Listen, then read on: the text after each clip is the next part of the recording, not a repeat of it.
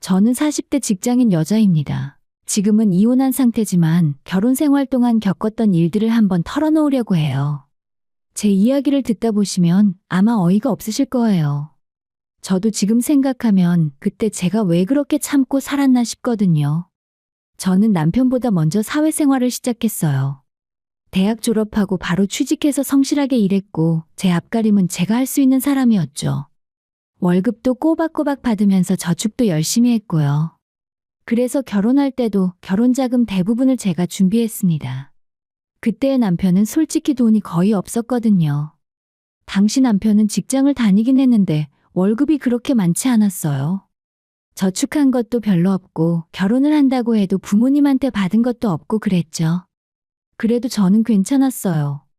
사랑하는 사람이랑 결혼하는 건데 돈이 전부는 아니잖아요.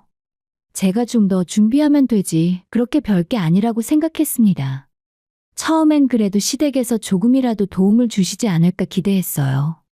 결혼 준비하면서 예단이라든가 혼수 준비할 때 조금이라도 보태주시지 않을까 싶었죠. 근데 시어머니가 딱 잘라 말씀하시더라고요. 우리 집에는 아직 시집도 안 간 딸이 둘이나 있어서 아들한테 줄 돈은 없어. 너희는 너희가 알아서 해. 그 말을 듣는 순간, 이 집은 아들보다 딸이 우선이구나 싶었습니다. 시누이가 2명 있는데 둘 다 아직 미혼이었거든요. 시어머니는 딸들 결혼 준비하느라 돈을 모아둬야 한다면서 아들한테는 단 한 푼도 보태줄 수 없다고 하셨어요. 저는 그 말을 듣고 속으로 많이 서운했습니다. 물론 딸들 결혼 준비하시는 것도 이해는 돼요. 근데 아들이 결혼하는데 정말 단 한 푼도 안 주시는 게 맞나 싶더라고요. 그래도 그땐 그냥 넘어갔어요. 사랑하는 사람과 결혼하는 건데 돈이 뭐 그리 중요하겠어요. 저 혼자 준비해서라도 예쁘게 시작하면 되지 그렇게 생각했습니다. 그렇게 해서 저희는 능력껏 작은 신혼집을 마련했어요. 전세금도 제가 모은 돈으로 냈고 집 꾸미는 것도 거의 다 제가 했죠. 남편은 미안해하긴 했어요. 근데 미안해하는 것만으로는 집이 마련되지 않잖아요. 저는 그냥 묵묵히 제 할 일을 했습니다. 이렇게 제가 많이 참고 양보했는데 결혼하고 나니까 더 가관이더라고요. 시댁에서는 남편한테 큰 관심이 없었어요. 결혼하고 첫 명절에 시댁에 갔을 때 시어머니는 오히려 이렇게 말씀하셨죠. 아들 하나 시원하게 치웠네. 이제 나는 딸들만 신경 쓰면 돼. 너희는 알아서 잘 살아라. 치웠다는 표현이요. 이건 아들을 짐짝 취급하시는 거예요. 저는 그 말을 듣고 정말 기가 막혔습니다. 자식을 이렇게 대하는 부모도 있구나 싶었죠. 그리고 시어머니는 저를 보면서도 별로 반가워하시는 기색이 없으셨어요. 그냥 의무적으로 며느리가 온 걸 확인하는 정도였습니다. 남편은 그런 어머니를 보면서도 아무 말이 없었어요. 원래 그런 분이라면서 그냥 넘어가자고만 했죠. 저는 속으로 많이 속상했지만 첫 명절이니까 참았습니다. 그런데 문제는 여기서 끝이 아니었어요. 명절 때마다 시댁에 가면 저 혼자 일을 다 해야 했습니다. 시어머니는 소파에 앉아서 TV만 보고 계시고 시누이들은 자기 친구들이랑 놀러 다니고 저만 부엌에서 온갖 음식 준비하고 설거지하고 청소하고 그랬습니다. 아침부터 저녁까지 쉴 틈이 없더라고요. 전도 부치고 나물도 무치고 고기도 굽고 탕도 끓이고 손이 10개라도 모자랄 지경이었어요. 그런데 시어머니는 한 번도 도와주신 적이 없으세요. 그러면서 시어머니는 이런 말씀을 하시더라고요. 며느리가 시댁 일하는 거 당연한 거 아니야? 결혼하면 시댁이 우선이야. 친정은 나중에 가면 돼. 저도 친정 부모님이 계시거든요. 명절에 얼굴 한번 보고 싶은데 그럴 시간조차 주지 않으셨어요. 시댁에서 일만 하다가 저녁 늦게 파김치가 되어서 집에 가면 친정에 갈 시간이 없었어요. 부모님한테 전화라도 드리면 명절인데 왜 안 오냐고 서운해 하시는데 저도 어쩔 수가 없었습니다. 저는 그냥 시댁의 무급가정부 취급이었어요. 가족으로 대접받는 게 아니라 그냥 명절 때 일하러 오는 사람으로 생각하시더라고요. 인사도 형식적으로 받으시고 제가 해놓은 음식 드시면서도 고생했다는 말 한마디 없으셨거든요. 그렇게 몇 년을 참으며 살았어요. 참다 못해 남편한테 하소연하면 이렇게 말하더라고요. 그냥 좀 참아. 우리 어머니가 원래 그래. 옛날부터 우리 집에서는 딸들만 이뻐했어. 참으라고요. 제가 뭘 잘못한 것도 아닌데 왜 제가 참아야 하는지 이해가 안 됐습니다. 하지만 그땐 참았어요. 남편을 사랑했고 가정을 지키고 싶었으니까요. 그리고 솔직히 시댁과 사이가 나빠지면 남편도 힘들어할 것 같았거든요. 그런데 정말 제 인내심에 금이 가기 시작한 건 시어머니가 딸들한테 보여주신 태도를 보고 나서부터였습니다. 아들한테는 그렇게 냉정하시던 분이 딸들한테는 완전히 다른 사람이 되시더라고요. 그걸 보면서 저는 정말 기가 막혔습니다. 저희가 결혼하고 얼마 안 됐을 때였어요. 큰 시누이가 급하게 결혼한다는 소식을 들었습니다. 알고 보니 혼전 임신이었더라고요. 솔직히 저는 그때 좀 놀랐어요. 시어머니가 그렇게 보수적이신 분인데 딸이 혼전 임신을 했다니 얼마나 화를 내실까 싶었거든요. 근데 시어머니 반응이 완전히 예상 밖이었어요. 화를 내시기는커녕 오히려 더 서둘러서 결혼 준비를 시작하시더라고요. 우리 딸이 시집에서 무시당하면 안 되지. 혼수를 제대로 챙겨줘야 해. 그러시면서 혼수를 엄청나게 준비하시는 거예요. 가전제품은 기본이고 이불과 그릇, 심지어 가구까지 전부 새로 사주시더라고요. 저는 그걸 보면서 속으로 정말 어이가 없었습니다. 저희 결혼할 때는 아직 시집 안 간 딸들 때문에 돈이 없다고 하시더니 정작 딸 결혼할 때는 돈이 어디서 나온 건지 펑펑 쓰시는 거예요. 아들 결혼할 때랑은 완전히 다른 태도였죠. 시어머니는 제 표정을 보시고는 이렇게 말씀하시더라고요. 딸은 시집 가면 고생하잖아. 그러니까 결혼하기 전에 친정에서라도 제대로 챙겨줘야지. 아들은 달라. 아들은 어차피 제 집에서 사는 거니까. 저는 그 말을 듣고 할 말을 잃었습니다. 아들도 결혼하면 독립해서 사는 건 마찬가지잖아요. 근데 시어머니는 아들은 당연히 혼자서도 잘 살 수 있다고 생각하시는 것 같았어요. 아니, 정확히는 며느리가 알아서 다 해줄 거라고 생각하신 거죠. 그리고 몇 년 후에 막내 시누이가 결혼할 때도 똑같았습니다. 아니, 더 심했어요. 막내딸이니까 더 챙겨주고 싶으셨나 봐요. 이번에도 혼수를 엄청나게 준비해 주시더라고요. 심지어 이번에는 신혼여행 비용까지 대주셨어요. 저희는 신혼여행도 제 돈으로 갔거든요. 남편이 돈이 없으니까 제가 알아서 준비했죠. 근데 막내 시누이는 시어머니가 여행 경비를 몽땅 대주시는 거예요. 저는 그걸 보면서 정말 화가 났습니다. 근데 참았어요. 뭐라고 말하면 시샘한다는 소리를 들을까 봐요. 그냥 속으로 삭히고 또 삭혔죠. 그런데 더 가관인 건 시어머니가 저한테 하신 말씀이었어요. 막내 신우 결혼식이 끝나고 집에서 이런 말씀을 하셨습니다. 요즘 며느리들은 시어머니한테 참 잘해준다더라. 여행도 보내주고 차도 사주고 그런데 넌 언제 나한테 그런 거 해줄 거야? 저는 그 말을 듣고 기가 막혔습니다. 지금까지 저한테 해주신 게 뭐가 있다고 저한테 그런 기대를 하시는 거예요. 결혼할 때 단 한 푼도 안 주셨잖아요. 명절 때마다 저만 일 시키시면서요. 저는 꾹 참고 이렇게 대답했습니다. 어머님, 저도 여유가 생기면 그렇게 하고 싶은데 아직은 형편이 어려워서요. 그랬더니 시어머니가 이러시더라고요. 형편이 어려워? 너 직장 다니잖아. 월급 받으면서 뭐가 어려워? 그냥 할 생각이 없는 거지. 저는 할 말이 없었어요. 제 월급으로 집 전세금 갚고 생활비 내고 저축하면 남는 게 별로 없거든요. 근데 시어머니는 그런 걸 이해 안 하시는 것 같았어요. 그냥 며느리가 돈을 벌면 시어머니한테 바쳐야 한다고 생각하시는 거죠. 그런데 정작 시어머니는 딸들한테 계속 퍼주기만 하셨어요. 명절 때마다 딸들한테 용돈도 주시고 선물도 사주시고요.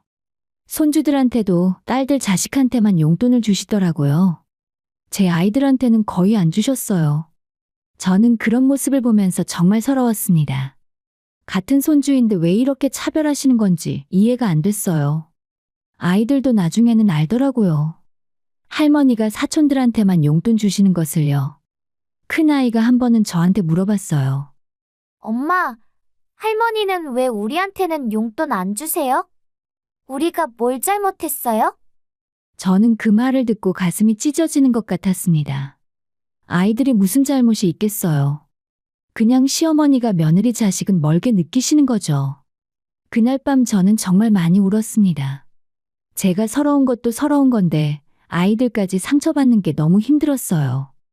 남편한테 얘기했더니 또 이러더라고요. 우리 어머니가 원래 그래. 신경 쓰지 마. 신경 쓰지 말라고요.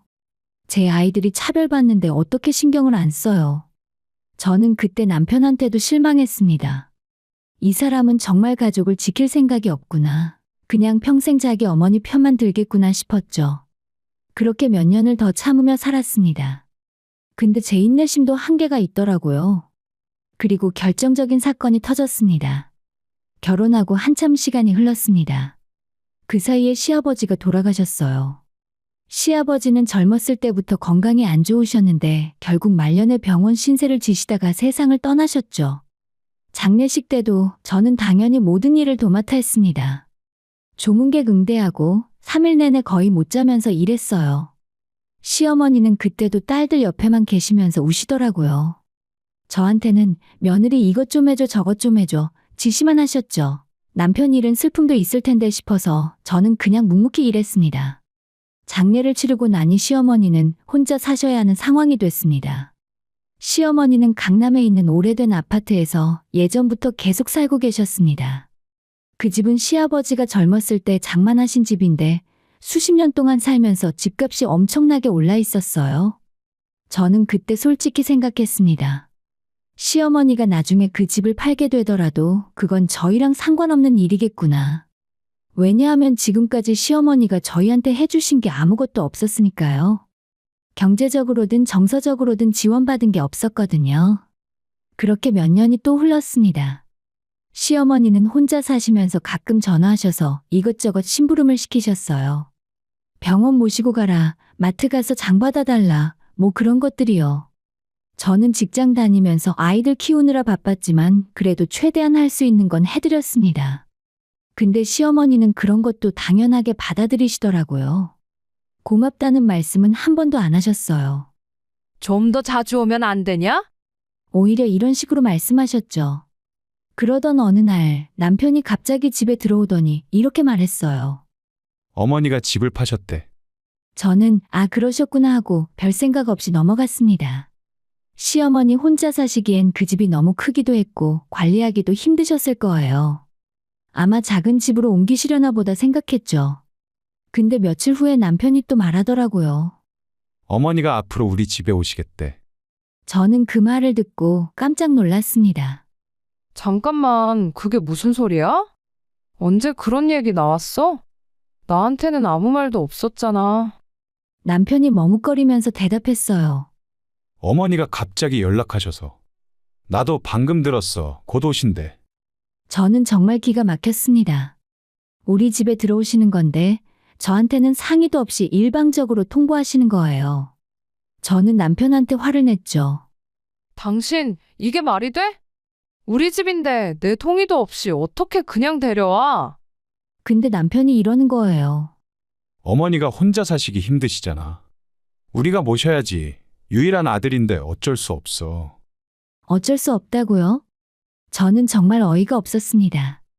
그렇게 아들 무시하고 며느리 무시하고 딸들한테만 퍼주시던 분이 이제 와서 아들한테 의지하시겠다는 거잖아요. 그리고 며칠 후에 정말로 시어머니가 짐을 잔뜩 싸들고 우리 집에 나타나셨어요. 저는 현관에 서서 멍하니 바라만 봤습니다. 믿기지가 않았거든요. 시어머니는 제 표정도 보지 않으시고 그냥 집 안으로 들어오셨어요. 그러더니 이렇게 말씀하시는 거예요. 이제부터 여기서 같이 살 거야. 안방이 어디니? 내 짐 좀 옮겨줘. 안방이요? 저희 신혼집 안방을 차지하시겠다고요? 저는 정말 화가 치밀어 올랐습니다. 어머님, 안방은 저희가 쓰는 방인데요. 그랬더니 시어머니가 이러시더라고요. 나이 든 사람이 안방 써야지. 너희는 작은 방 써도 되잖아. 젊은 사람들이. 저는 할 말을 잃었습니다. 우리 집인데 우리한테 동의도 구하지 않고 들어오셔서 안방까지 차지하시겠다는 거예요. 근데 남편은 옆에서 아무 말도 안 하고 있더라고요. 저는 남편을 붙잡고 방으로 들어갔습니다. 그리고 따졌죠. 당신, 이게 대체 무슨 일이야? 왜 어머니를 그냥 데려온 거야? 남편이 난처한 표정으로 말했어요. 어머니가 집을 파셨는데 갈 데가 없으시대. 우리가 모셔야지. 저는 그 말을 듣고 정말 의아했습니다. 집을 파셨으면 그 돈으로 다른 집을 구하시면 되잖아요. 강남 아파트였으니까 돈이 꽤 됐을 텐데 갈 데가 왜 없으시다는 건가요? 저는 남편한테 물었어요. 집 파신 돈은 어디 갔는데? 그 돈으로 작은 집이라도 구하실 수 있잖아. 그랬더니 남편이 말을 얼버무리더라고요. 그게 어머니가 개인적으로 쓰실 일이 있으셨나 봐. 개인적으로 쓰실 일이요? 저는 그때 직감했습니다. 딸들한테 다 나눠주셨구나. 그래서 본인은 남은 돈이 없으신 거구나. 나중에 알고 보니 제 예상이 맞았어요. 시어머니는 강남 아파트를 팔아서 딸 둘한테 돈을 나눠주셨더라고요. 그리고 본인 노후 자금은 거의 남기지 않으신 거예요. 딸들이 잘 살기를 바라셨나 봐요. 근데 문제는 딸들이 아무도 어머니를 모시지 않았다는 거죠. 큰 시누이는 집이 좁아서 어머니 모실 수가 없다고 했고, 막내 시누이는 시댁에서 싫어한다고 거절했대요. 그래서 시어머니는 결국 아들한테 오신 거였습니다. 지금까지 아들한테는 아무것도 안 해주셨으면서 이제 와서 아들한테 의지하시는 거죠. 시어머니는 거실에 앉아서 이렇게 말씀하셨어요. 딸들은 출가 외인이야. 시집간 딸한테 내가 어떻게 짐이 되겠어. 아들이 어머니 모시는 게 당연한 거지. 며느리도 이제 효도할 때 됐어. 저는 그 말을 듣고 웃음이 나왔습니다. 지금까지 저한테 해주신 게 뭐가 있다고 효도를 바라시는 걸까요? 저는 그때 결심했습니다. 더 이상 참지 않겠다고. 이제는 제대로 맞서겠다고요. 시어머니가 우리 집에 들어오신 후 저는 정말 지옥 같은 나날을 보냈어요. 아니, 처음엔 그럴 뻔했죠. 근데 저는 더 이상 참지 않기로 결심했습니다. 시어머니가 우리 집에 오신 첫날 밤, 저는 잠을 한숨도 못 잤어요. 화가 나서요. 지금까지 저를 가족으로 대하지도 않으시면서 이제 와서 같이 살자고 하시는 게 너무 기가 막혔거든요.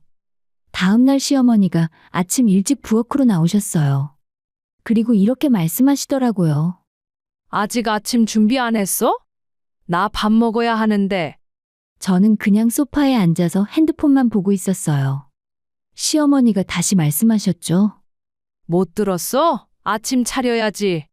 저는 그제야 고개를 들어서 시어머니를 봤습니다. 그리고 차분하게 말했어요. 저 오늘 출근해야 해서요. 아침은 각자 알아서 드시면 돼요. 시어머니 얼굴이 굳어지더라고요. 뭐? 시어머니 아침도 안 차려줘? 며느리가 그게 뭐 하는 짓이야? 저는 웃으면서 대답했습니다. 저 직장인이에요. 출근 준비해야 하거든요. 냉장고에 재료 있으니까 드시고 싶은 거 해 드세요. 그리고 저는 그냥 가방을 들고 집을 나왔어요. 시어머니가 뭐라고 소리 지르시는 게 들렸지만 저는 무시했습니다. 출근하면서 생각했어요. 이제부터 완전히 달라질 거라고요. 저녁에 집에 돌아왔을 때 시어머니가 거실에 앉아 계셨어요. 표정이 안 좋으시더라고요. 아마 하루 종일 혼자 계셔서 심심하셨나 봐요. 이제 왔어? 저녁 준비 좀 해.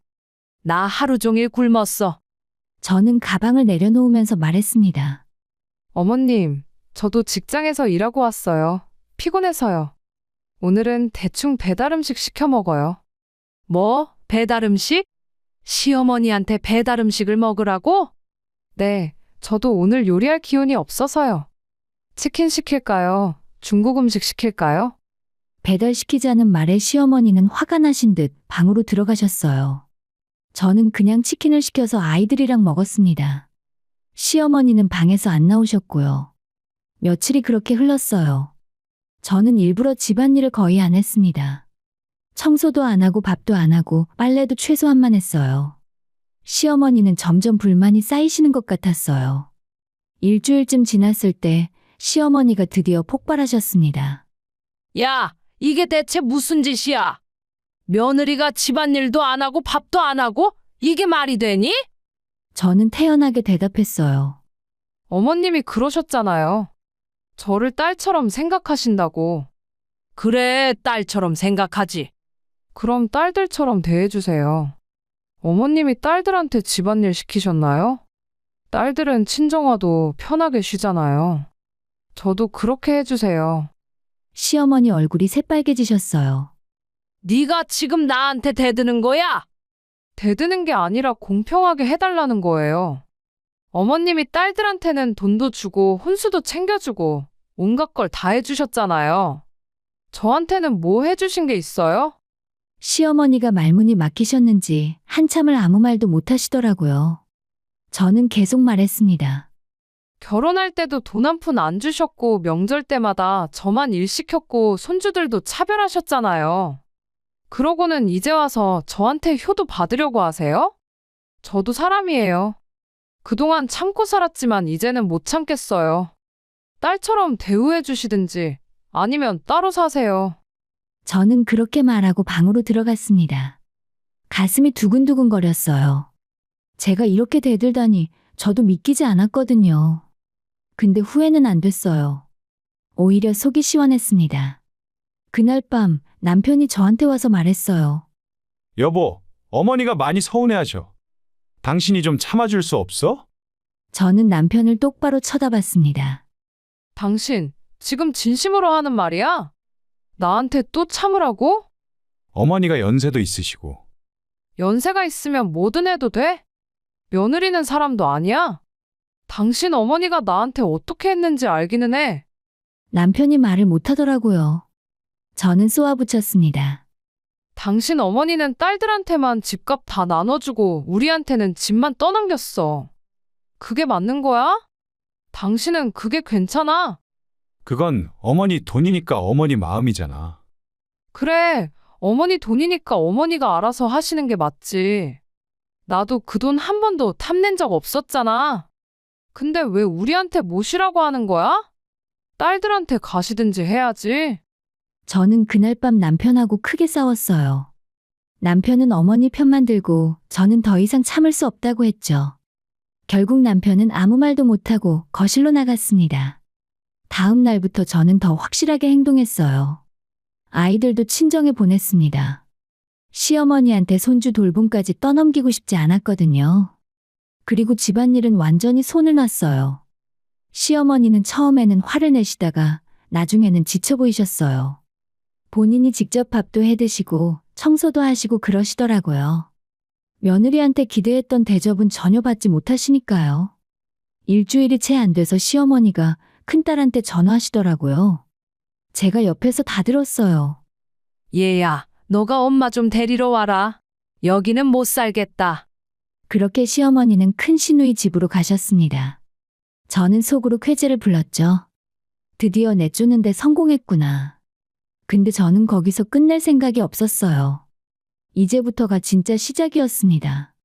저는 더 큰 계획을 세우고 있었거든요. 시어머니를 내쫓는데 성공했지만 저는 뭔가 석연치 않았어요. 남편의 태도가 너무 이상했거든요. 시어머니가 큰 시누이 집으로 가신 후 남편은 오히려 안도하는 것 같았어요. 저는 그게 이상했습니다. 어머니가 쫓겨나다시피 나가셨는데 왜 남편은 아무렇지도 않은 걸까요? 저는 의심이 들기 시작했어요. 뭔가 숨기는 게 있는 것 같았거든요. 그래서 조심스럽게 남편을 관찰하기 시작했습니다. 며칠 후에 남편이 어디론가 전화하는 걸 봤어요. 방에 들어가서 몰래 통화하더라고요. 저는 문틈으로 살짝 엿들었습니다. 어머니, 괜찮으세요? 네, 조금만 참으세요. 곧 다시 모시러 갈게요. 다시 모시러 간다고요? 저는 깜짝 놀랐어요. 방금 쫓아낸 시어머니를 또 데려오겠다는 거예요. 저는 더 귀를 기울였습니다. 네, 와이프한테는 제가 잘 말할게요. 걱정 마세요. 그 돈 일은, 네, 아직 말 안 했어요. 조금만 더 기다려주세요. 그 돈, 무슨 돈이죠? 저는 심장이 쿵쾅거리기 시작했어요. 뭔가 큰일이 벌어지고 있다는 걸 직감했습니다. 그날 밤, 저는 남편이 잠든 후에 몰래 남편 핸드폰을 확인했어요. 평소에는 절대 안 하는 짓인데 그날은 뭔가 확인해야 할 것 같았거든요.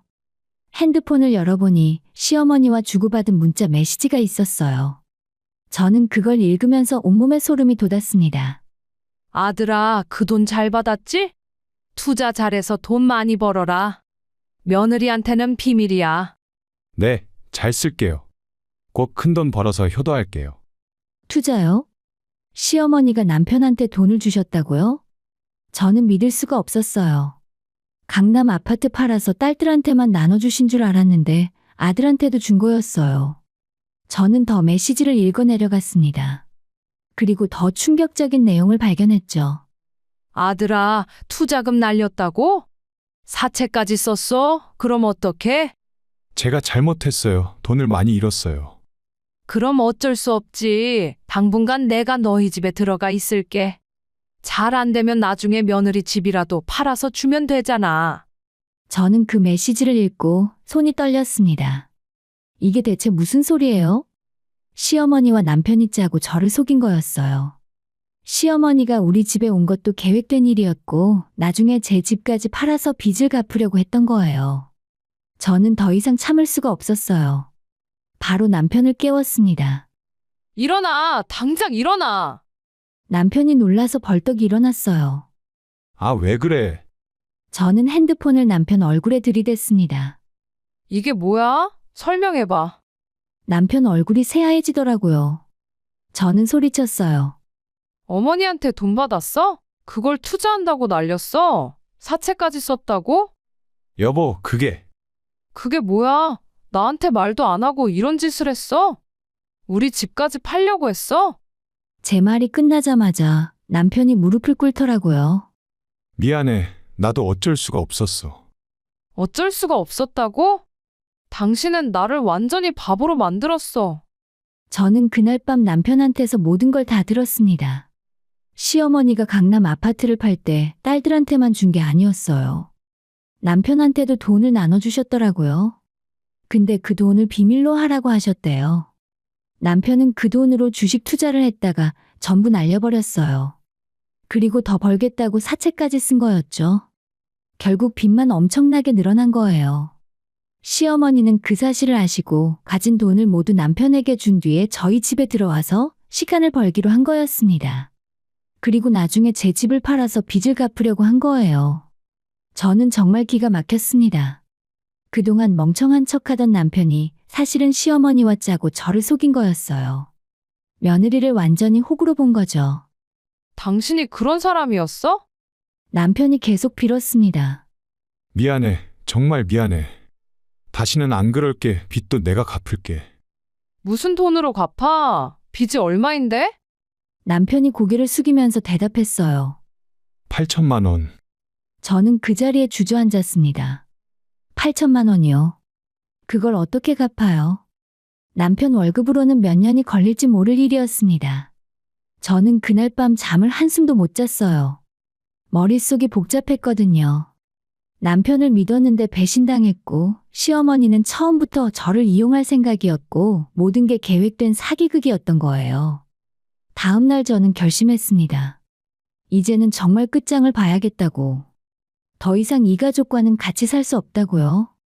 어머님이 집에 오신다고 했을 때 저는 집에 CCTV를 설치해뒀었습니다. 혹시 몰라서요. 지금까지는 별일이 없어서 잊고 있었는데 그 영상을 확인해보니 시어머니가 집에 계실 때 남편하고 나눈 대화가 다 녹음돼 있었어요. 아들아, 며느리 잘 구슬려. 나중에 이 집 내 명의로 넘기면 빚도 다 해결돼. 네, 어머니 제가 잘할게요. 와이프는 잘 모르니까 괜찮아요.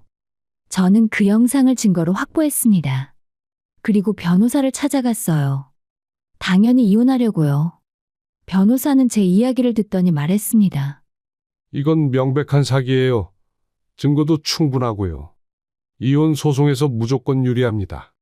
저는 고개를 끄덕였어요. 이제 시작이었습니다. 저를 배신한 남편과 시어머니한테 제대로 된 대가를 치르게 할 거예요. 먼저 시어머니를 다시 우리 집으로 오게 만들었어요. 어머님한테 미안해서 다시 모시고 싶다고 남편한테 거짓말을 했죠. 남편은 제 화가 다 풀린 줄 알고 너무 좋아하면서 바로 어머니를 데려왔어요. 시어머니는 의기양양하게 집에 들어오셨어요. 아마 며느리가 굴복한 줄 아셨나 봐요. 근데 그게 시어머니의 마지막 실수였습니다. 시어머니가 짐을 풀고 있을 때 저는 거실에서 남편을 불렀어요. 그리고 시어머니도 나오시게 했죠. 어머님, 그리고 당신도 이리 와봐. 두 사람에게 할 말이 있어요. 두 사람이 저를 쳐다봤어요. 저는 침착하게 말했습니다. 이혼할게요. 그 순간의 표정들, 저는 평생 잊지 못할 거예요. 제가 그 말을 하자마자 거실이 순간 조용해졌어요. 남편과 시어머니가 멍하니 저를 쳐다봤습니다. 먼저 입을 연 건 남편이었어요. 여보, 무슨 소리야? 갑자기 이혼이 뭐야? 저는 차분하게 서류 봉투를 꺼냈습니다. 그 안에는 CCTV 영상 캡처, 문자 메시지 내역, 사채 계약서 사본, 그리고 변호사가 작성한 이혼 소송 서류가 다 들어 있었어요. 갑자기가 아니에요. 당신들이 계획한 일이 뭔지 저 다 알아요. 시어머니 얼굴이 하얗게 변하셨어요. 남편은 황급히 다가오면서 제 손을 잡으려고 했죠. 여보, 오해야. 내가 설명할게. 저는 손을 뿌리쳤습니다. 오해 같은 소리 하네. 이게 오해야? 저는 TV에 CCTV 영상을 틀었어요. 시어머니와 남편이 집을 저 몰래 시어머니 명의로 넘기려고 상의하는 장면이 나왔죠. 나중에 이 집 내 명의로 넘기면 다 해결돼. 네, 엄마 제가 잘할게요. 영상이 재생되는 동안 남편은 아무 말도 못했어요. 시어머니는 소파에 주저앉으셨습니다. 저는 계속 말했습니다. 어머님, 강남 아파트 파신 돈 남편한테도 주셨죠? 그걸 남편이 다 날렸고 사채까지 썼어요. 8천만 원이요. 시어머니가 떨리는 목소리로 말씀하셨어요. 그건. 그리고 그 빚을 갚으려고 제 집을 노리셨죠. 어머님 명의로 넘기고 팔아서 빚을 갚으려고 하셨잖아요. 아니야, 그게 아니라. 증거가 다 있어요. 문자 메시지와 CCTV 영상 다요. 변호사도 이미 다 확인했어요. 남편이 무릎을 꿇었습니다. 여보, 제발 내가 잘못했어. 다시는 안 그럴게. 이혼은 안 돼. 저는 남편을 내려다봤습니다. 한때 사랑했던 사람이에요. 근데 이제는 아무 감정도 안 들더라고요. 그냥 실망스럽고 한심할 뿐이었죠. 안 돼. 이미 결정했어. 당신은 나를 배신했고 속였고 내 인생을 망치려고 했어. 용서할 수 없는 일이야. 시어머니가 벌떡 일어나서 소리쳤어요. 이 못된 거사, 내가 너를 얼마나 아끼고 잘해줬는데? 이럴 수가 있어? 저는 웃음이 나왔습니다. 잘해줬다고요? 어머님이 저한테 해주신 게 뭐가 있는데요? 결혼할 때 돈 한 푼 안 주셨고 명절 때마다 저만 일 시켰고 손주들도 차별하셨잖아요. 아니 그래도 뭐예요? 며느리니까 다 참아야 해요? 이용당해도 괜찮아요? 아니에요. 저도 사람이에요. 저는 이혼 서류를 남편 앞에 던졌습니다. 여기 서명이나 해. 안 하면 법정에서 보게 될 거야. 증거도 다 있으니까 내가 이길 거고. 남편은 눈물까지 흘리면서 빌었어요. 시어머니도 무릎 꿇고 빌었죠. 근데 저는 흔들리지 않았어요. 이미 마음을 정했으니까요. 그날 저는 두 사람을 집에서 내쫓았습니다. 짐도 다 싸서 문 앞에 내놨어요. 시어머니는 어디로 가실지 몰라 하시더라고요. 이젠 정말로 딸들이 받아주지 않을 테니까요. 어머님, 딸들한테 가세요. 그렇게 아끼시던 딸들이잖아요. 딸들은 날 안 받아줘. 그럼 남편하고 같이 사세요. 아들이랑 평생 살고 싶으셨잖아요. 시어머니는 울면서 나가셨어요. 남편도 멍하니 따라 나갔고요. 문이 닫히는 순간 저는 처음으로 후련함을 느꼈습니다. 그 후 이혼 절차는 생각보다 빨리 진행됐어요. 증거가 명확하니까 법원에서도 제 편을 들어줬죠. 친권과 양육권은 당연히 제가 받았고 남편은 매달 양육비를 자동이체로 내게 됐어요. 남편의 월급에서 자동으로 빠지게 법원 명령이 내려졌거든요. 사채비 때문에 월급도 거의 다 압류됐다고 들었어요. 자업자득이죠. 집은 원래 제 명의였으니까 그대로 제가 가졌어요. 남편이 공동명의로 해달라고 했었는데 제가 거절했던 게 정말 잘한 일이었죠. 그때 남편 말 들었으면 집도 다 날릴 뻔했어요. 시어머니는 결국 남편이 얻은 단칸방에서 같이 살게 됐다고 해요. 시어머니가 그렇게 아끼시던 딸들한테 버림받으신 거죠. 남편도 사채비 때문에 신용불량자가 됐고 직장도 그만두게 될 위기라고 들었습니다. 저는 그 소식을 듣고도 별로 동정심이 들지 않았어요. 그럴 만하니까 그렇게 된 거니까요. 이혼하고 몇 달 후에 저는 친정에 맡겼던 아이들을 다시 데려왔어요. 아이들은 처음에는 혼란스러워했지만 시간이 지나니까 적응하더라고요. 큰아이가 한 번은 이렇게 물었어요. 엄마, 아빠랑 할머니는 언제 와요? 저는 아이를 안아주면서 말했습니다. 아빠는 따로 살기로 했어. 할머니도 아빠랑 같이 계셔. 왜요? 사정이 있어서 그래. 하지만 엄마는 항상 너희 편이야. 엄마가 너희를 지켜줄게. 아이가 제 품에 안겨서 말했어요. 엄마, 사실 할머니 없어서 좋아요. 할머니는 우리를 안 좋아했거든요. 그 말을 듣고 가슴이 아팠어요. 아이들도 다 느끼고 있었던 거예요. 시어머니의 차별을요. 그래, 이제는 우리끼리 행복하게 살자. 저는 이제 아이들과 함께 평화로운 삶을 살고 있어요. 무책임한 남편도 없고 염치 없는 시어머니도 없는 집이요. 직장도 계속 다니면서 아이들 키우느라 바쁘지만 예전보다 훨씬 행복해요. 명절 때도 친정에 가서 부모님과 편하게 시간을 보내고 제가 하고 싶은 대로 살 수 있으니까요. 가끔 남편한테서 문자가 와요. 다시 생각해달라. 아이들이 아빠가 필요하지 않겠냐는 내용이요. 근데 저는 답장도 안 해요. 이미 끝난 일이니까요. 저는 이 일을 겪으면서 많은 걸 배웠어요. 가족이란 함께 위하고 보듬는 존재이지 이용하고 착취하는 대상이 아니라는 것을요. 시어머니는 저를 가족으로 생각하지 않으셨어요. 그냥 본인의 아들을 위해 희생해야 하는 며느리로만 보셨죠.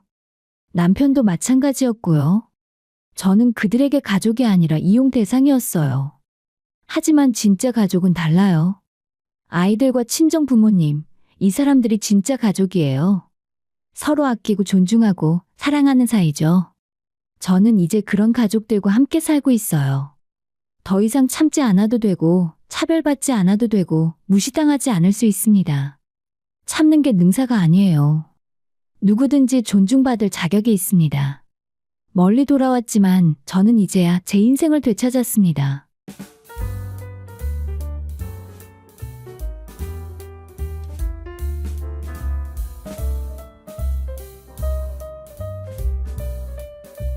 저는 30대 중반의 나이에 직장 다니는 평범한 여성입니다.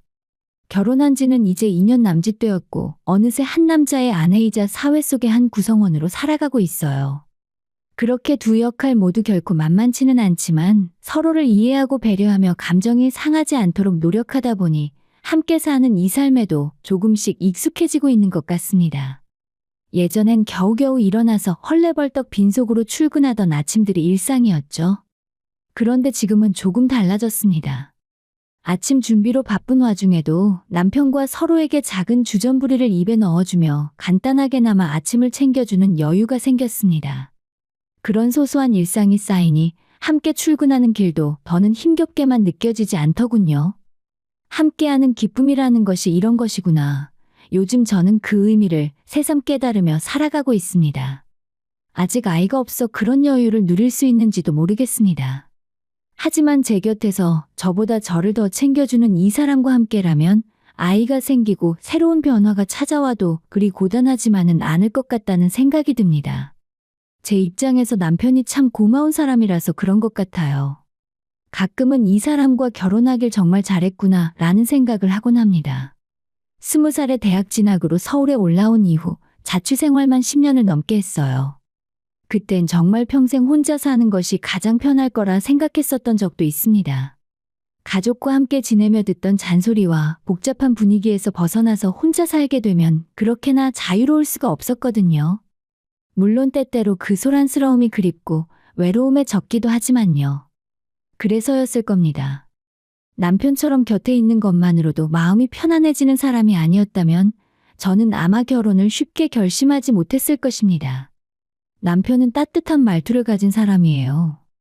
같은 말이라도 상대방의 감정을 상하게 하지 않도록 배려 있게 돌려 말할 줄 아는 사람이죠. 그런 배려 덕분에 저희는 서로 다른 환경에서 자라온 두 사람이 하나의 집에서 살아가면서도 큰 충돌 없이 지내고 있습니다. 남편이 그렇게 저를 배려해주니 저 또한 웬만한 일에는 그 사람의 기분을 상하게 하고 싶지 않다는 생각이 들곤 합니다. 그래서인지 결혼한 이후 저희 집에서는 큰 소리가 난 적이 없어요. 저는 갈등에 예민한 편입니다. 사소한 마찰에도 스트레스를 많이 받는 성격인데 그런 저에게 남편은 더없이 좋은 짝이 되어줍니다. 남편만 놓고 본다면 그야말로 흠잡을 데 없는 결혼 생활이었어요. 하지만 결혼이라는 게 단지 둘만 좋다고 되는 일은 아니지 않습니까? 각자 가족이라는 이름으로 새로운 사람들과 얽히다 보면 어쩔 수 없이 부딪히는 일도 생기게 되더라고요. 기쁨이 있으면 고달픔도 있는 것이 삶의 이치지요. 그리고 제게 있어 그 고달픔은 남편이 아니라 바로 시댁 식구들로부터 비롯되었습니다. 남편은 제가 보기에도 정말 귀하게 자란 사람이에요. 평생 사고 한 번 친 적 없고 부모님 앞에서 반항 한 번 하지 않은 착한 아들이지요. 그런데 그런 착한 아들을 왜 사랑으로 감싸주지 않으시는지 시어머님의 행동은 좀처럼 이해하기 어려웠습니다. 남편은 어릴 적부터 상처가 많은 사람이었어요. 여동생과는 외모부터 전혀 다르게 생겨서 모르는 이가 보면 남매인지 모를 정도였습니다. 남편은 돌아가신 시아버지를 빼다 박았고 여동생은 시어머님의 젊은 시절을 그대로 닮았더라고요. 그래서였을까요? 시어머님은 여동생을 그야말로 공주처럼 떠받들며 애지중지하셨습니다. 식사 시간마다 다 큰 딸의 그릇에 음식을 덜어주시며 꼭 어린아이 대하듯 하셨지요. 그런 모습을 옆에서 지켜보면 솔직히 눈살이 찌푸려졌습니다. 그 넘쳐나는 애정이 남편에게도 조금만 나눠졌더라면 하는 아쉬움이 가장 컸었죠. 시어머님과 시누이의 유별난 모습에 익숙해진 듯 그 두 사람의 다정한 장면을 무덤덤하게 바라보는 남편의 모습은 왠지 마음이 짠했습니다. 남편은 어릴 때도 손이 많이 가지 않는 아이였다고 들었어요. 스스로 할 일을 알아서 챙기고 여동생까지 돌보며 조숙하게 자랐다고 하더라고요. 고작 2살 차이인데도 여동생은 어린아이처럼 챙김을 받았고 남편은 일찍 철이 들었습니다. 시어머님의 극진한 사랑은 늘 딸에게만 향했고 그 마음은 남편에게 도달한 적이 없었습니다. 지영이는 나보다 동생이라 아무래도 엄마 마음이 더 쓰이셨겠지. 남편은 그렇게 담담히 말했지만 저는 압니다. 아무리 아닌 척해도 그 말 끝에 담긴 서운함은 감출 수 없다는 것을요. 그나마 다행인 건 돌아가신 시아버지와의 추억이 남편에게는 있다는 점입니다. 아버지는 말씀은 적었지만 주말이면 낚시나 주말 농장에 꼭 나를 데려가 주셨어. 같이 있는 것만으로도 참 좋았지. 그 시절을 회상하는 남편의 얼굴은 아련했습니다. 어머니의 관심을 받지 못한 아쉬움이 남아있기에 아버지와의 추억이 그에게는 더욱 소중했을 것 같아요. 어릴 적부터 속마음을 쉽게 드러내지 않고 남모르게 배려하는 데 익숙한 사람. 그런 사람이 제 남편입니다. 제가 보기에도 시아버님께서 즐기셨다는 취미는 시어머님이나 시누이의 성향과는 잘 맞지 않아 보였어요. 시누와 시어머님은 좋게 말하면 활달한 성격이셨지만 솔직히 제가 느끼기엔 다소 말이 많고 경솔한 면도 있는 분들이셨습니다. 그런 두 분이 가장 즐겨 하시던 취미는 쇼핑이었죠. 주말마다 백화점 나들이를 일상처럼 여기셨는데 평소에는 친구들과 어울리느라 자기 엄마를 찾지도 않던 신우가 시어머님 지갑이 열리는 날만큼은 팔짱을 끼고 신이 나서 집을 나서곤 했으니까요. 물론 자신이 가진 재산을 쓰는 것이니 제가 그에 대해 뭐라 할 입장은 아니지만 두 분 다 허영심이 다소 있는 편이셨습니다. 본인의 능력으로 돈을 벌고 그 범위 내에서 지출을 하신다면야 문제가 될 것은 없겠지요. 하지만 시아버지께서 돌아가신 후 시어머님은 시아버지께서 남기신 유산으로만 생활을 이어가고 계셨습니다. 듣기로는 시아버지께서 생전에 사업을 크게 하셔서 수입이 꽤 괜찮은 편이었다고 하더라고요. 본래 같으면 그 유산은 시어머님과 남편 그리고 시누에게 공평하게 돌아가는 것이 마땅했겠죠. 그러나 남편은 시아버지께서 돌아가신 이후 본인 앞으로 받은 것이 거의 없었다고 했습니다. 저는 그 이야기를 들었을 때 정말 어이가 없고 분노를 감출 수가 없었어요. 그때 시어머님께서는 남편에게 이렇게 말씀하셨다고 합니다.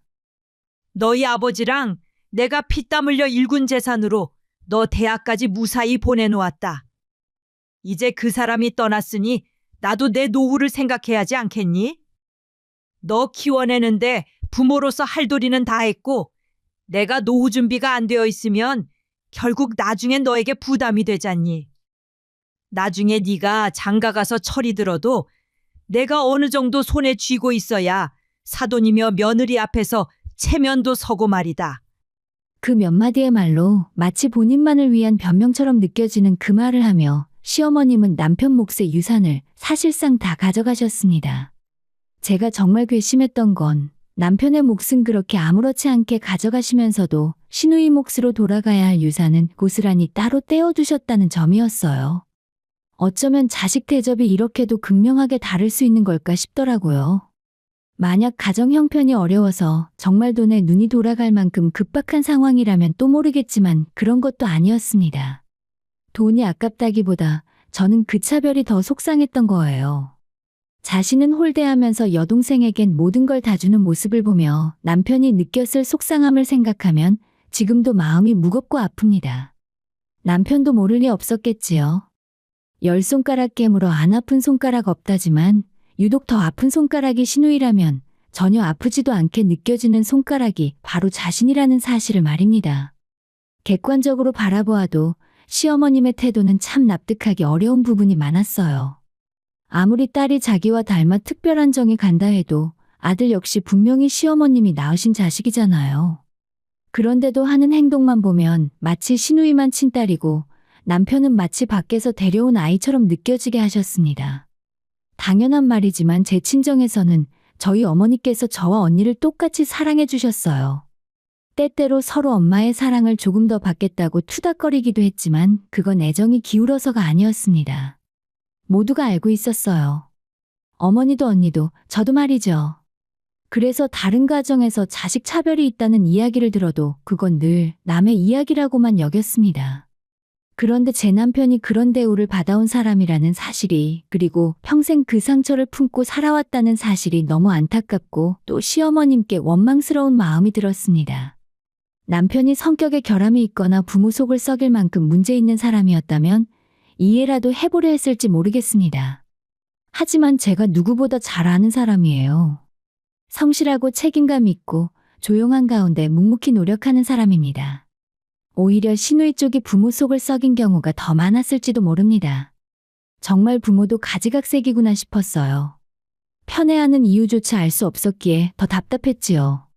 그리고 그렇게 아들을 홀대하는 분이 며느리라고 해서 대단히 예뻐해 주실 리도 없었습니다. 결혼 이후 저는 단 한 번도 시어머님께 사랑받는다는 느낌을 받아본 적이 없어요. 그래도 저는 애초부터 큰 기대는 하지 않았습니다. 어차피 저는 남인 사람이고 친정어머니 사랑 듬뿍 받고 자란 덕분에 시어머니의 정이 아쉽거나 서운하진 않았거든요. 하지만 남편을 대하는 태도에서는 속상하고 화나는 일이 하나씩 쌓여갔습니다. 더 답답했던 건 남편이 대학생일 때부터 집안에서 아무런 지원을 받지 못했다는 점이었어요. 시아버지께서 살아계실 때는 등록금이나 생활비도 도와주셨지만 돌아가신 후부터는 그런 지원이 전부 끊겼다고 하더군요. 시어머님은 노후 자금 확보를 핑계로 남편 몫의 유산을 가져가신 뒤 지갑도 꽁꽁 닫아버리셨습니다. 그 상황이 눈에 선하게 그려지는 것 같더라고요. 갑작스럽게 집안의 지원이 끊긴 남편은 아마 한마디 항의도 하지 못한 채 스스로 학자금 대출과 아르바이트로 대학을 마쳤을 것입니다. 그뿐이 아니었습니다. 졸업도 하기 전에 취업이 확정되자 시어머님은 또 말씀하셨다고 합니다. 이제 우리 집에 다달이 버는 사람은 너 하나다. 지영이도 아직 학생이고 돈 들어갈 일이 얼마나 많니? 네가 매달 생활비 좀 붙여줘야겠다. 상식적으로 생각해 보아도 부모가 자식에게 아무런 도움을 주지 못했으면 거기서 더 바라는 건 없어야 하지 않을까요? 남편은 대학을 마치고 직장 근처에 월세방을 얻어 독립한 상태였습니다. 본가에서 같이 생활하는 것도 아니었고 함께 사는 것도 아니었으니 생활비를 요구할 이유도 마땅치 않았어요. 게다가 그 집이 돈이 없어서 당장 끼니도 걱정해야 할 상황도 아니었고요. 그런 와중에도 시누이는 주말마다 시어머님과 함께 백화점에서 즐겁게 쇼핑을 하며 돌아다녔습니다. 남편은 아무런 지원도 받지 못한 채 돈을 벌었고 그런 아들에게 시어머님은 생활비까지 요구하셨던 거죠. 여러분이 보시기에도 너무하지 않습니까? 남편이 결국 마음의 상처를 크게 받은 것도 바로 그 무렵이었던 것 같습니다. 그래도 자식 도리를 다하겠다는 마음으로 시어머님께 생활비를 다달이 붙여드리던 남편이었어요. 달마다 그 생활비를 자기 아껴준 적도 없는 어머님께 꼬박꼬박 보내며 얼마나 속이 쓰렸을까요? 그런데 그 생활비를 겨우 끊게 된 것도 남편이 저를 만나고 나서부터였습니다. 결혼 준비를 하던 중 아무리 생각해도 이제는 남편도 할 만큼은 충분히 했다는 생각이 들었어요. 그래서 조심스럽게 제가 먼저 이야기를 꺼냈습니다. 이제 생활비까지는 안 보내드려도 되는 거 아니야? 그 말을 들은 남편은 곤란한 표정으로 말했습니다. 속으로는 나도 어머니가 참 너무하시다는 생각이 들다가도 그래도 내 부모인데 내가 너무 불효를 저지르는 건 아닌가 싶기도 해. 당신처럼 내 편 들어준 사람이 지금껏 없어서 그런지 괜히 더 서러운 마음만 들어. 평소엔 덤덤하던 사람이 눈시울을 붉히는 모습을 보며 그동안 얼마나 많은 상처와 부담을 안고 살아왔는지를 짐작할 수 있었습니다. 결혼하면서 생활비를 더는 드리기 어렵다는 뜻을 시어머님께 전했을 때 처음엔 얼굴빛이 싹 변하시며 불쾌한 기색을 보이셨어요. 하지만 결혼 준비에 있어 시댁에서 어떤 도움도 받은 적 없는 상황이니 그래도 일말의 양심은 있으셨던지 대놓고 싫은 소리를 하시지는 않으셨습니다. 그동안 남편이 했던 것만으로도 충분히 넘치게 했다고 저는 생각했어요. 그런데 마침내 신우의 입에서도 결혼 이야기가 흘러나오기 시작했습니다. 딸 자식을 세상에서 제일 귀하게 여기는 시어머님이셨기에 그때부터는 온 신경이 곤두서 있던 것 같더라고요. 그 남자는 어떤 사람이냐? 직장은, 부모님은 양친 다 생존해 계시냐? 집안은 괜찮은 집안이냐? 이런 질문을 퍼부으며 신우를 붙잡고 캐물으셨지요. 그러자 신우는 대수롭지 않게 대답했습니다. 엄마, 아무 걱정 마. 내가 이번에는 확실하게 물었다니까? 강남에 그 집안 건물이 세 채나 있어. 그 말을 듣는 순간 시어머님의 표정이 단박에 환하게 변했습니다. 사위 될 사람이 강남 노른자위 땅에 건물을 세 채나 가지고 있다는 말 한마디에 반색을 하시더군요. 물론 부모로서 자식이 경제적으로 넉넉한 집에 시집가기를 바라는 마음은 충분히 이해합니다. 하지만 사람 됨됨이나 성품 같은 건 묻지도 않고 단지 건물 세 채라는 말에 눈빛이 바뀌는 모습을 보니 솔직히 좀 실망스러웠습니다. 시누이도 시어머님도 어쩔 수 없이 돈을 중시하는 분들처럼 느껴졌어요. 그런 기류 속에서 저희 부부는 상대적으로 괜히 위축되는 기분이 들었습니다. 비록 저희 친정이 그 정도로 넉넉하지는 않지만 저희는 서로 힘을 합쳐 열심히 살고 있었어요. 그럼에도 시댁에서 결혼 준비에 아무 도움도 받지 못한 입장에서 굳이 제가 그런 비교에 기죽을 필요는 없었지만 순간 뜨끔했던 건 사실입니다. 특히 양친 다 생존해 계시냐는 질문은 저에게 유독 아프게 다가왔습니다. 저희 친정은 어머니 한 분뿐이시거든요. 어린 시절 부모님의 이혼 이후로 저희 자매는 오롯이 어머니 손에 자랐습니다. 아버지 쪽과는 연락도 끊긴 지 오래고요. 그런 저희에게는 어머니가 전부이고 작지만 따뜻한 가정을 이뤄서 사이좋게 살아왔습니다. 그런데 홀로 남은 시어머님이 홀어머니 밑에서 자란 며느리 앞에서 그렇게 말씀하시는 건 아무리 생각해도 배려 깊은 언행으로는 느껴지지 않더라고요. 사실 그 정도는 이 집안에 시집오고 나서 이미 수차례 겪은 일이었기에 굳이 새삼스러울 것도 없었습니다. 진짜 피곤한 일은 그 다음부터 시작이었어요. 시누이가 강남의 건물주에게 시집간다는 이야기가 돌기 시작하자 시어머님은 예비사위에 대한 자랑을 입에 달고 다니기 시작하셨습니다. 사람이 아주 인물도 좋고 풍채도 있고 딱 봐도 귀티가 흘러. 그게 어디 보통집 아들이겠니? 우리 지영이가 눈썰미가 있어서 남자 보는 눈이 아주 똑부러지더라니까. 아직 정식으로 인사도 하지 않았고 상견례조차 하지 않은 상황인데도 시어머님은 벌써부터 그 예비 사위를 천하에 둘도 없는 사위감이라며 지인들에게 자랑하셨습니다. 문제는 거기서 그치지 않았어요. 없는 약속까지 만들어가며 지인이며 이웃들에게 우리 딸이 강남 건물 세 채 있는 집안에 시집간다며 자랑을 늘어놓으시는 바람에 어느새 소문이 점점 과장되기 시작했어요. 강남에서 제일 땅값 비싼 구역에 건물만 몇 채를 가지고 있는 사람이라더라. 그 건물주가 어지간한 연예인보다도 돈이 많다더라. 강남을 반쯤은 쥐고 있는 자산가라더라. 한 사람의 입을 거쳐 갈 때마다 그야말로 말이 눈덩이처럼 불어났습니다. 지켜보는 입장에서 솔직히 창피했어요. 너무 과장된 소문이 도는 바람에 저까지도 주변 사람들로부터 시누이가 시집을 정말 그렇게 대단한 집에 가는 거냐는 질문을 받을 때면 얼굴이 화끈거렸습니다. 시댁 형편이 시아버지 유산 덕에 남에게 아쉬운 소리를 할 정도는 아니지만 그렇다고 강남의 건물을 여럿 보유한 집안과 비슷한 수준은 아니었어요. 그러니 듣는 이들도 이상하게 생각했겠지요. 결국 저에게까지 사실 여부를 확인하려고 하셨습니다. 이런 세상에 비밀이 어디 있겠습니까? 결국 다 드러날 일을 시어머님은 아무렇지 않게 떠벌리고 다니셨던 겁니다. 딸이 부잣집에 시집간다며 기뻐하는 마음은 충분히 이해하고 있어요. 하지만 그런 감정을 절제하지 못하고 경솔하게 말하고 다니신 덕에 오히려 저희 부부까지 곤혹스러운 상황에 놓이게 되었습니다.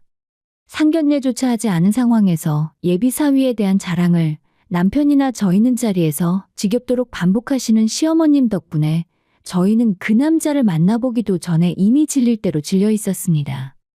그 상황에서 더 서운한 마음을 느끼고 있던 건 바로 제 남편이었죠. 학비도 대주지 않고 유산도 받지 못하고 오히려 생활비까지 꼬박꼬박 보내드린 아들에 대해서는 한 번도 자랑하신 적이 없었습니다. 그런 모습을 곁에서 지켜보는 제 입장에서는 정말 속이 상하고 눈꼴이 시릴 수밖에 없었어요.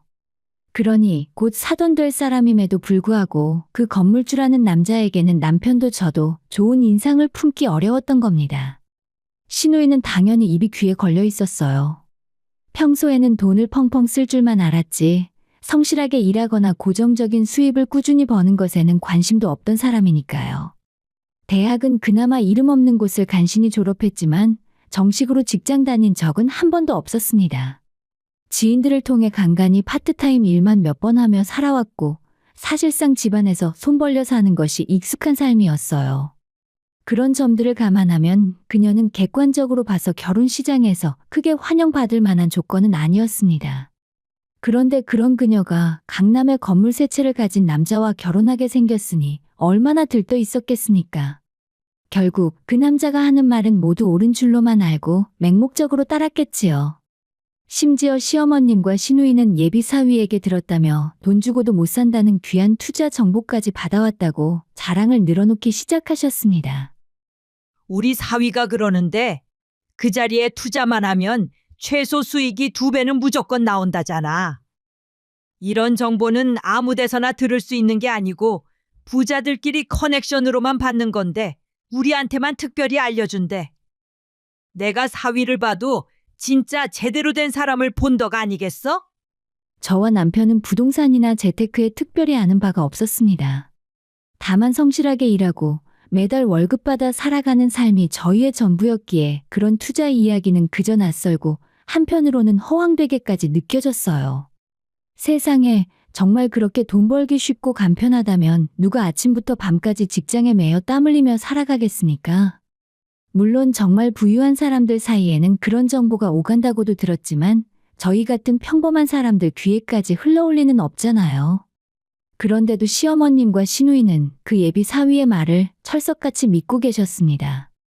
이미 그 남자는 예비 사위라는 호칭도 아깝지 않게 시어머님께 있어선 하나밖에 없는 귀한 사위가 되어 있었습니다.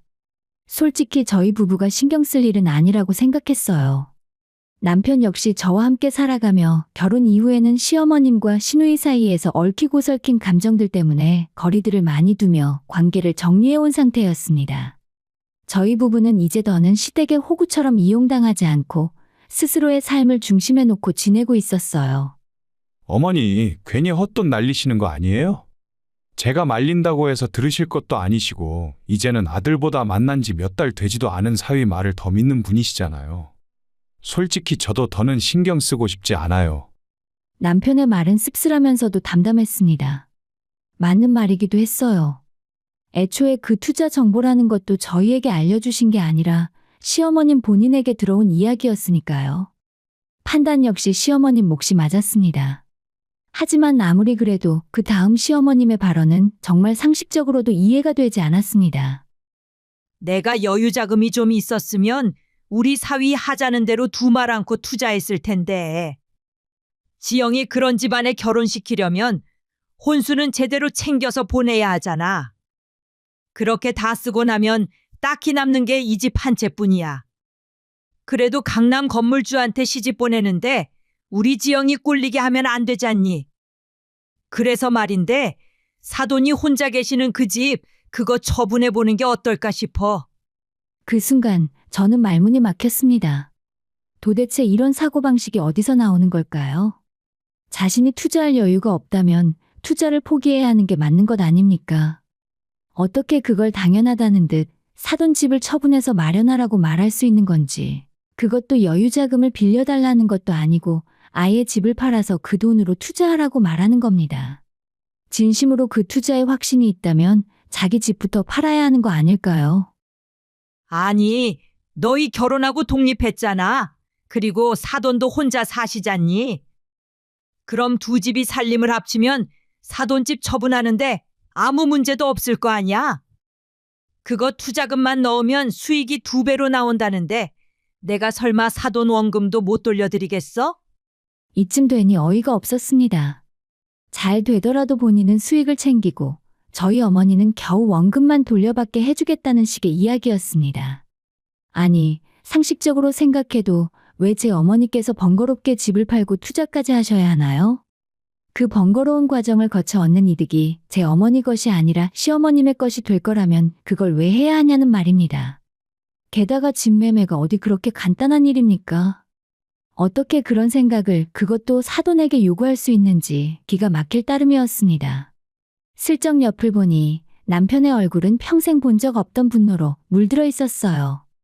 어머니, 지금 무슨 말씀을 하시는 거예요? 어머니 투자하시겠다고 지금 저보고 장모님 댁 집을 팔으라는 말씀이세요? 제가 어떻게 그런 말씀을 드려요? 못할 게 뭐가 있니? 손해 볼 것도 없는데. 왜 없어요? 손해가 왜 없어요? 장모님이 집을 매매하신다고 하면 부동산에 매물 올리고 사람들 집 보러 오면 그 응대 다 하셔야 하잖아요. 그것만 해도 얼마나 번거로운데요. 거기다 원금 회수를 어떻게 장담하세요? 얘가 왜 갑자기 큰 소리를 내고 그래? 내가 설마 사돈을 손해보게 하겠어? 그럼 저희 장모님께 이득이 될 건 뭐가 있죠? 어머니 이득 보시겠다고 시작한 일이면 어머니 소유 재산으로 하셔야죠. 왜 남의 집을 팔아서 자금 마련할 생각을 하세요? 남편은 이제 단호하게 일어나며 말했습니다. 여보, 더는 들을 것도 없어. 가자. 그러자 시어머님은 저희들에게 고래고래 소리를 지르셨습니다. 아니, 너 지금 이게 무슨 버르장머리야? 내가 너를 어떻게 키웠는데? 하지만 그런 말로는 남편을 멈출 수 없었습니다. 제 손을 잡아 일으키며 그 사람이 차분하지만 단호하게 말했습니다. 어머니 제발 그만하세요. 정말 이건 아니잖아요. 저희 장모님이 그런 말에 따르실 분도 아니고 저 역시 애초에 장모님께 그런 말씀 전할 생각 없어요. 맞아요, 어머님. 이 사람 말처럼 탐나는 투자라면 당연히 어머님 본인 재산으로 하셔야죠. 저희 엄마 집을 처분해서 투자금을 마련하라는 게 말이 되는 소리세요? 저희 두 사람의 말에 시어머니는 기가 막히다는 듯 비웃었어요. 그러니까 너희들은 평생 그렇게 푼돈이나 벌며 살아가는 거야. 너희 같은 애들이 언제 돈 불려서 부자 발끝이나 따라가며 살겠니? 저희 사는 게 뭐 어때서요? 세상 사람들 대부분 그렇게 살아요. 열심히 일하고 정당하게 월급 받아가며 아끼고 모아서 살아가는 사람들입니다. 어머니처럼 평생 밖에서 일해보신 적 없는 분께는 저희가 우습게 보이시겠지만 저나 이 사람, 어머니께 푼돈 소리 들을 만큼 헛살지는 않았어요. 아버지 돌아가신 후에 학비 한 푼 못 받아도 싫은 소리 한 적 없고 저한테 생활비 요구하셔도 군말 없이 드렸습니다. 지영이와 저 차별하시는 거 뻔히 알아도 단 한마디 항의한 적 없잖아요. 그러면 그냥 거기까지만 하셨어야죠. 이제 저희뿐 아니라 장모님까지 끌어들이는 건 정말 선을 넘으신 거예요. 그 순간 저는 남편이 얼마나 오랫동안 참아왔는지를 알 수 있었습니다. 그리고 단호한 목소리 속에 담긴 분노와 슬픔에 가슴이 먹먹해졌습니다. 다른 사람도 아닌 평생 저를 아껴주며 살아오신 제 어머니를 두고 그렇게 말한 것이었기에 저로서도 새삼 놀라울 수밖에 없었죠. 도대체 얼마나 속상하고 억울했으면 저 착한 사람이 저렇게까지 세게 이야기했을까 싶어 마음이 짠했습니다. 하지만 정작 시어머님은 처음 듣는 아들의 고함 소리에 오히려 화가 치민 듯 보였어요. 아이고, 됐다 됐어. 돈 벌게 해준다는데도 싫다고 거절하고 말이야. 나중에 나 이득 보고 나서 너희들한테 콩고물이라도 하나 떨어질 거라고는 꿈도 꾸지 마라. 그렇게 너희들만 잘났다고 해봐. 평생 그렇게나 살아봐라. 적반하장도 유분수였습니다. 마치 저희가 당연히 뭔가 해드려야 하는데 그걸 못 받아내서 분통을 터뜨리는 듯한 모습이었어요. 원래도 정이 많이 쌓인 건 아니었지만 그날 이후로는 정말 남은 정도 다 떨어져 나가는 기분이 들 정도였습니다. 그렇게 저희의 입장을 분명히 밝히고 시댁을 나왔어요. 잘못한 사람은 따로 있는데 자신이 죄인이라도 된 듯 고개조차 들지 못하는 남편의 모습이 안쓰러웠습니다. 당신 그렇게 자책하지 마. 애초에 우리가 뭘 잘못했다고. 이건 다 내가 못나서 그런 거야. 내가 그동안 입 닫고 참고 넘기면 그만이라고 생각했는데 내가 그랬기 때문에 당신까지 우습게 보인 거야. 내가 잘못한 거야. 이제는 안 그러잖아. 아까도 먼저 나서서 그렇게 단호하게 이야기해줘서 내가 얼마나 든든했는지 몰라. 당신이 어떤 사람인지는 나도 알고 우리 엄마도 다 알고 있어. 비록 시어머님의 말과 행동은 황당하기 그지없었지만 남편이 저와 제 어머니를 지키기 위해 단단한 결심을 했다는 사실이 떠오르자 그 순간만큼은 그저 고마운 마음뿐이었습니다. 그 사람에게는 분명 쉽지 않은 선택이었을 거예요. 평생을 참고 속으로 삭히며 살아왔던 사람이었기에 그날의 태도는 그저 화만으로는 설명되지 않았습니다. 그것은 결심이었고 단절이었고 더는 물러설 수 없다는 선언이었죠. 그렇게 저희는 시어머님과 확실히 선을 긋고 돌아섰고 그 이후로 시댁과의 관계는 냉랭해질 수밖에 없었습니다. 하지만 저희는 더 이상 먼저 사과하거나 져주지 않았어요. 사과를 받아야 할 입장은 오히려 저희였으니까요. 아마 시어머님과 시누이는 언제나처럼 남편이 먼저 고개를 숙이고 돌아올 거라고 생각하셨겠지요. 하지만 이번만큼은 달랐습니다. 남편도 분명히 깨달았던 겁니다. 더는 이대로 둘 수 없다는 것을요. 그런데 얼마 후 슬그머니 시누이를 통해 연락이 왔습니다. 언니, 제 상견례 날짜 잡혔어요. 그렇게 요란하게 자랑만 늘어놓고 한 번도 본 적 없던 시누이의 예비 남편을 드디어 만나야 할 날이 다가왔습니다. 오빠도 하나밖에 없는데 얼마 전 집안이 벌집 쑤신 듯한 분위기였으니 아무래도 눈치를 보다가 먼저 연락을 해온 셈이었어요. 게다가 조건면에서 상대 남자에 비해 딸린다는 건 스스로도 알고 있었겠지요. 결혼이라는 중요한 자리에 얼마 되지도 않는 가족조차 동석하지 않으면 면이 서지 않을 테니 마지못해 먼저 굽히고 들어온 것이었을 겁니다. 물론 그 뒤에는 시어머님의 조율이 있었겠지요. 솔직히 시어머님과 시누이가 저희에게 해온 일을 생각하면 상견례에 참석하고 싶은 마음은 전혀 들지 않았습니다. 그러나 그렇다고 해서 해야 할 도리까지 저버릴 수는 없더라고요. 결국 제가 남편을 설득해서 상견례 자리에 나가겠다고 말했습니다. 저희가 참석하겠다는 말을 하자 그제야 안도한 듯 시누이는 기분 좋게 조잘거리기 시작했어요. 덕분에 그동안 연락 끊긴 사이에 어떻게 일이 흘러갔는지 알게 되었습니다. 제 남자친구가 시간 끌면 투자도 못한다고 해서 어쩔 수 없이 지금 살고 있는 집 담보대출 받아서 투자했어요. 어차피 곧 수익 나올 거니까 원금이랑 투자 수익까지 다 남는 거잖아요. 시집 가면서 엄마한테 목돈 하나라도 만들어드리고 싶었는데 잘 됐지 뭐예요. 마치 그 돈이 이미 자기 손에 들어온 돈인 양 말하는 시누이의 모습은 솔직히 어이가 없을 정도였습니다. 제 상식으로는 투자란 성공을 장담할 수 없기에 투자인 건데 살고 있는 집을 담보로 대출까지 받아 투자금을 넣었다니 그게 과연 현명한 판단일까 싶더라고요. 정말 목 끝까지 말이 치밀어 올랐지만 저는 한마디도 하지 않았습니다. 어차피 시어머님께서 이미 자신의 집을 담보로 투자금까지 넣었다고 들었는데 이제 와서 제가 뭐라 한다고 상황이 바뀌는 것도 아니고요. 게다가 자기 집은 꽁꽁 지키면서 저희 어머니 집을 팔아서 돈을 해달라고 하던 시어머님이었으니 그분들 걱정까지 해주는 제 자신이 오히려 우스워질 것 같았습니다. 어쩌자고 이렇게 큰 판을 벌였을까 싶기도 했지만 이제는 더 이상 신경 쓰고 싶지 않았어요. 성공하든 실패하든 그건 제 돈이 아니니까요. 남편도 아무렇지 않게 선을 긋고 있었기에 저라고 굳이 나설 이유는 없었습니다. 그리고 마침내 시누이의 상견례 날이 다가왔어요. 오랜만에 마주한 시누이와 시어머님, 서먹한 분위기였지만 오늘만큼은 그게 중요한 건 아니었습니다.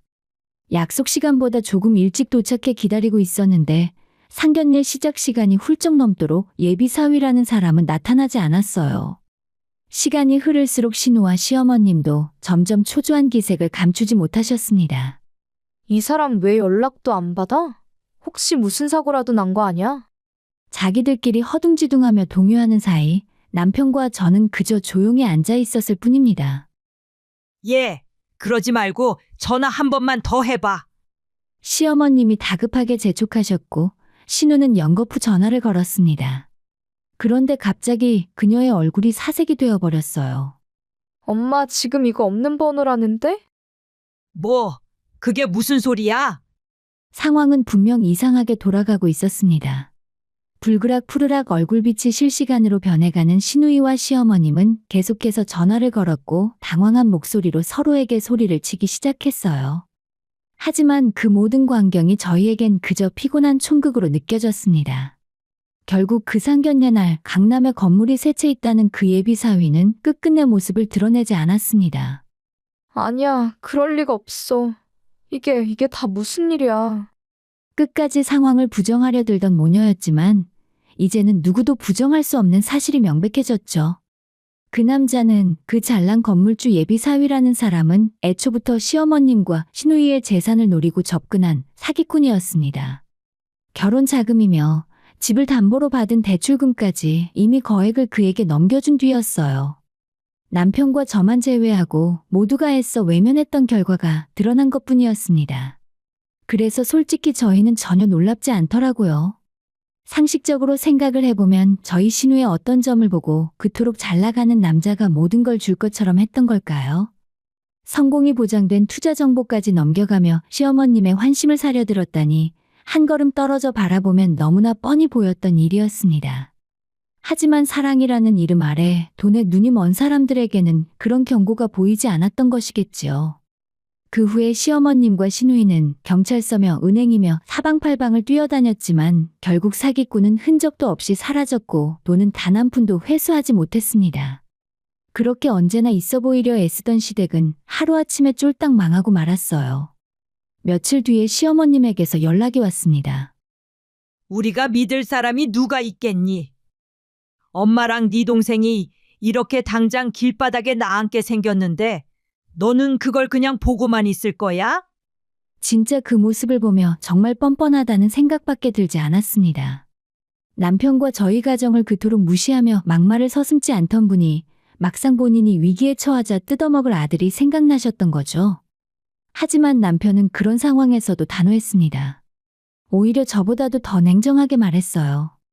어림없는 소리 하지 마세요. 저 더는 어머니나 지영이한테 뜯기면서 안 살아요. 나 생각해주는 내 가정 지키며 사는 것도 버거운데 제가 왜 그래야 하죠? 그럼 키워준 어미가 길바닥에 나앉는 걸 보겠다는 거야? 어머니, 저한테 그렇게 당당하실 이유가 있으세요? 저한테 이렇게 소리칠 만큼 해주신 게 뭐가 있냐고요? 지금 이 사단이 난 것도 다 어머니가 우리 말 무시하고 마음대로 하신 결과잖아요. 그러면 그 결과에 대한 책임도 어머니가 지셔야죠.